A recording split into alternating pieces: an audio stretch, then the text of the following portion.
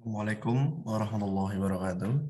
Di sini saya Muhammad Saifullah, NIM 2018 1813203. Di sini sebagai pemenuhan tugas UTS masalah dan kebijakan, saya akan menjelaskan mengenai kebijakan pemerataan pembangunan dan masalah distribusi pendapatan. Konsep distribusi pendapatan nasional mencerminkan merata atau timbangnya pembagian hasil pembangunan di suatu negara di kalangan penduduknya. Tolak ukur untuk menilai kemerataan distribusi pendapatan ada 3, yaitu yang pertama kurva Lorenz, yang kedua ada indeks atau rasio Gini, yang ketiga ada kriteria Bank Dunia. Pertama, kurva Lorenz. Kurva Lorenz ini menggambarkan distribusi kumulatif pendapatan nasional di kalangan lapisan penduduk secara kumulatif. Semakin dekat diagonal, yaitu diagonal kurva Lorenz dengan garis pemerataan, maka distribusi pendapatannya semakin merata.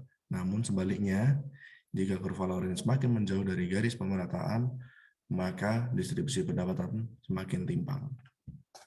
Yang kedua yaitu ada indeks rasio Gini, yaitu suatu koefisien yang menjelaskan kadar kemerataan distribusi pendapatan dengan keterangan yaitu jika nilainya yaitu jika nilainya berkisar antara 0 sampai dengan 1. Yang kedua, jika koefisien semakin kecil adalah sama dengan semakin merata distribusi pendapatannya. Jika koefisiennya semakin besar, maka semakin timpang distribusi pendapatannya. Untuk keterangannya yang ada di bawah ini, jika nilainya di bawah 0,4, tingkat ketimpangannya rendah. Jika nilainya antara 0,4 dan 0,5, maka tingkat ketimpangannya sedang. Dan jika nilainya di atas 0,5, tingkat ketimpangannya tinggi. Berikut adalah kriteria dari Bank Dunia.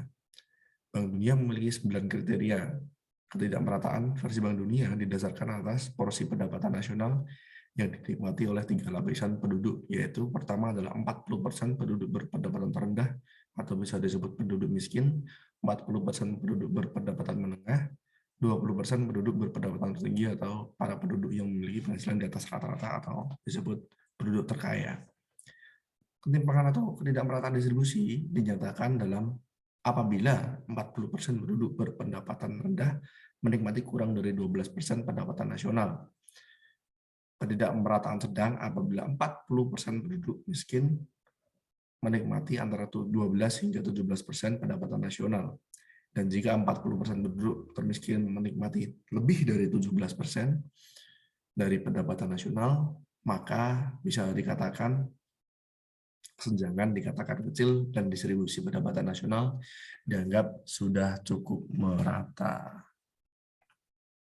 Berikut ini adalah contoh dari tabel Gini rasio. Di sini tabel Gini rasionya dari tahun 2013 hingga tahun 2020.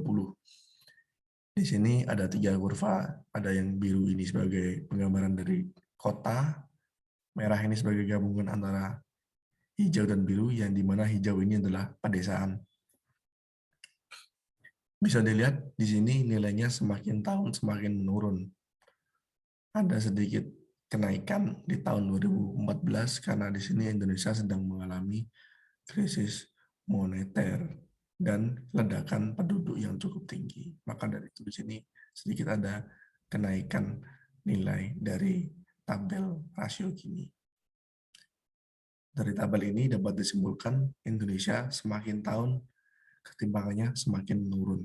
Dilihat di sini nilainya 0,381, di mana tingkat ketimpangannya rendah karena nilainya ada di bawah 0,4.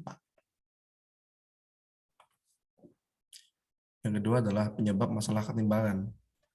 Ada 2 faktor utama mengapa ketimpangan pembangunan dan hasilnya dapat terjadi. Faktor pertama adalah ketidaksetaraan atau anugerah awal initial endowment di antara pelaku ekonomi. Ketidaksetaraan anugerah awal yang dimaksud adalah adanya kesenjangan bekal resource atau sumber daya yang dimiliki oleh para pelaku ekonomi, yang meliputi sumber daya alam, kapital, keahlian, keterampilan, bakat atau potensi, sarana dan prasarana. Sedangkan pelaku ekonomi adalah seorang perorangan.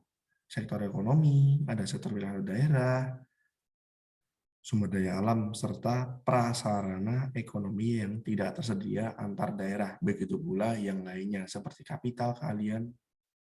Sedangkan kedua faktor strategi pembangunan yang tidak tepat cenderung berorientasi pada pertumbuhan atau growth. Faktor kedua yaitu adalah pembangunan yang tidak merata, yaitu tidak seimbangnya antara pembangunan sumber daya manusia dengan infrastruktur. Bisa kita akui bahwa infrastruktur tidak akan berfungsi jika SDM-nya tidak mumpuni.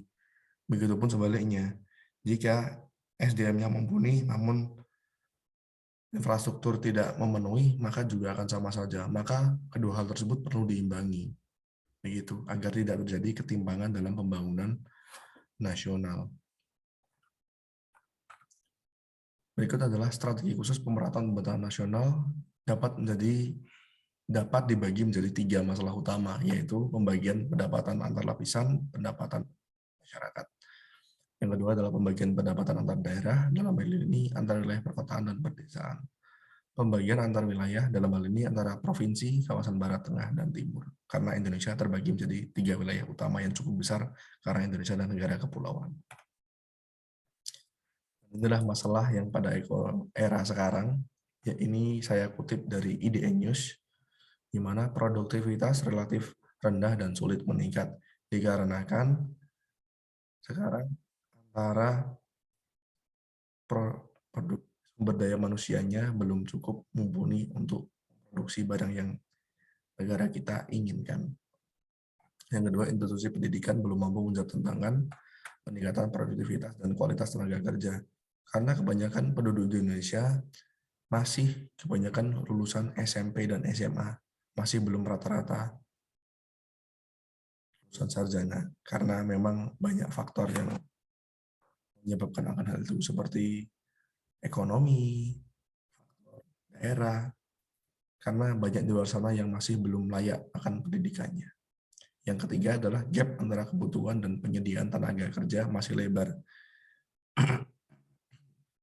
di mana banyak sekali pengangguran yang ada di masyarakat ini yang membutuhkan kerjaan, sedangkan mereka sulit untuk mencari pekerjaan karena dengan syarat-syarat yang sangat memberatkan tentunya. Yang keempat yaitu era baru ekonomi dan disrupsi teknologi mengubah karakteristik permintaan tenaga kerja. Yang keempat ini menurut saya karena Indonesia tidak mampu memenuhi pemenuhan SDM yang berkualitas tinggi. Dikarenakan di sini dapat dilihat masalah yang kedua, pendidikan belum mampu menjawab tantangan peningkatan produktivitas. Hal ini tentu saja menyambung dari masalah yang keempat, di mana Indonesia masih belum bisa menciptakan SDM yang cukup berkualitas untuk negaranya sendiri. Maka dari itu perlu halnya ini diterapkan pembangunan terutama di sektor pendidikan. Berikut ini adalah kebijakan pengentasan kemiskinan yang sudah dilakukan masyarakat, maksudnya pemerintah, dari era Orde Baru hingga era reformasi.